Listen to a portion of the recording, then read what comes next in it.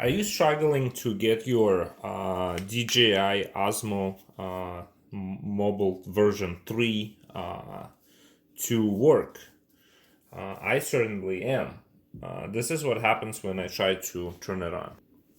So say I attach my phone, and then when I press and hold this button, it will turn on, but then it'll just continue to flash between red and green, and this is not engaging in any way, right? So it's just kind of wobbles, and it doesn't appear to engage and do what it's supposed to do. And this happened all of a sudden, and once it happened, you were never able to use this device again. Well, what this means is that you need to do a firmware update. And you ask, well, how do I do a firmware update on this kind of device? Like, there's no interface. And smartphone that has an app provided by, DJI OSMO Mobile 3. And the name of this app is DJI Mimo. Now, you're thinking, right, let's go to the Google app market and find DJI Mimo app. Well, good luck. You're not gonna find it. It's not published on a Google app market. They are distributing this app as a file themselves through their corporate website.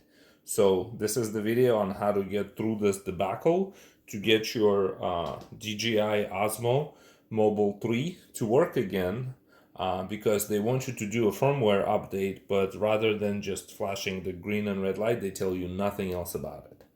All right, let's get started. So the first step you want to do is to navigate to this website, which is www.dji.com. And then you can just go /downloads /products /osmo -mobile -3. And that's where you will end up. So this is the link. This is the page. You also can just kind of go support download center, right? So choose your device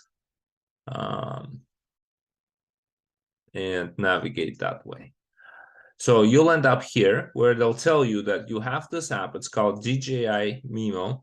And if you want to do it on Android, your thinking is just going to take you to Android, but literally it's just going to try to install this, download this file right there. See, it's already installing it. So you can't do this on your computer, obviously. What you want to do instead is grab your Android phone and then scan this QR code. And once you scan this QR code, you can have the app downloaded, not even the app, just the file downloaded onto your phone. And it has to be an Android phone. And watch the rest of this video to see what happens once you've downloaded this file and how you can work with it, because there's also different nuances there as well. All right, so here we are on our phone, and we're going to click on the Samsung button right there, and then just go to my files. And we should by now have downloaded the file, and you can see it right there. And when you try to do this, this is what's going to happen. And then you need to go to settings and allow from this source, and then install again like that.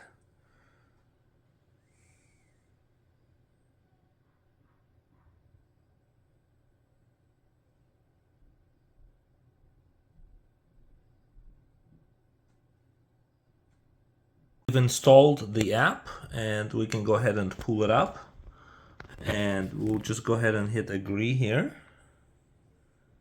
All right, and I don't want to consider because I don't have time for this, but looks like it's installed. Okay. All right, so I guess we'll actually Osmo device found. Let's hit connect, and it's gonna search, and it's not gonna find anything because it's off right here. Okay, and then if you go into connect, and if you search here, watch, you have a number 6, right? And I'm gonna press and hold this button again for just a couple of seconds, and it gives me another one, which is number 7. And I'm gonna hit that number 7 one, which is the new connection. And so that basically resets. This is the procedure to reset the Bluetooth connection on this device. And there it is. It's now connected, and we have this long caveated link here that says new firmware available. So we can click on this little tiny link and then click on this install, and there we go. We're getting the update to firmware, after which we will gain access to our Osmo. Actually, I misspoke. This is a version 5. This is Osmo 5, not Osmo 3. But this update here should fix this issue with firmware and give back control of this device to you. And we're just finishing up this update here.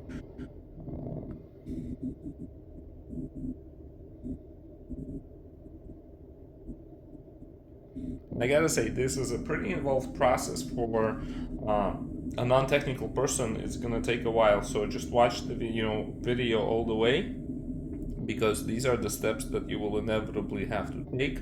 And if you're not getting a connection, resetting is the way to reset that Bluetooth connection, I found. And also another way is to reboot the phone after you've installed the software. But now that you've got the update, you see that it actually tried to engage. So you see it's trying to engage. So now it's fixed, and now you can use this device again. All right, good luck. Thank you.